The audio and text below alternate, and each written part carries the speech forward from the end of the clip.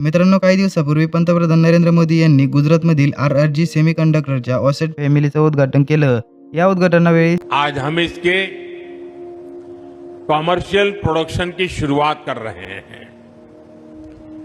मुझे बताया गया है कि अभी यहां से हर साल 20 करोड़ चिप्स निकलेगी। 20 करोड़। आपको लगता होगा कि मोदी जी ने गलती कर दी, 20 लाख को 20 करोड़ बोल दिया। इधर ताली बजाने में देर हो गई। इंग्लिश, स्पॅनिश, जर्मन किंवा अजून कोणतीही भाषा शिकायची असेल तर आजच्या व्हिडिओचा स्पॉन्सर डुओलिंगो नक्की ट्राय करा। लिंक बायोमध्ये आणि पिन कॉमेंटमध्ये दिलेली आहे। पुढील 5 वर्षात ही क्षमता 500 कोटींच्या आसपास नेण्याचं लक्ष्य आहे।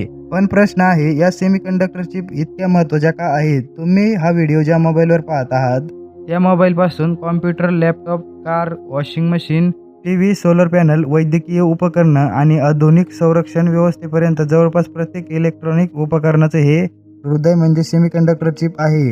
म्हणूनच आज अमेरिका, चीन, तैवान, दक्षिण कोरिया आणि जपान सारख्या देश या क्षेत्रात आघाडी मिळवण्यासाठी अब्जावधी डॉलर्सची गुंतवणूक करत आहे। कारण भविष्यात जगाचं तंत्रज्ञान आणि अर्थव्यवस्थेच्या मोठ्या प्रमाणात सेमीकंडक्टरवरच अवलंबून असणार आहे। पण तुम्हाला माहीत आहे का, भारत आज या शर्यतीत सहभागी झाला असता तर तो खूप आधीच जगातील आघाडीचा देश बनू शकला असता। 1983 मध्ये भारताने मोहाली येथे सेमीकंडक्टर कॉम्प्लेक्सची स्थापना केली होती।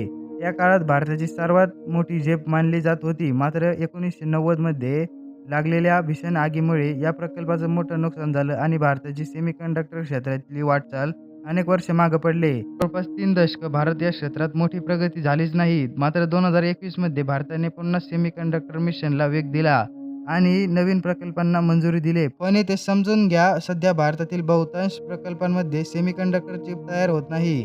परदेशात तयार झालेल्या चिप्स पॅकेजिंग, असेंब्ली आणि टेस्टिंग केलं जातं। म्हणजे भारत अजून पूर्णपणे चिप बनवणारा देश नाही, तर त्या दिशेने वेगाने वाटचाल करणारा देश आहे।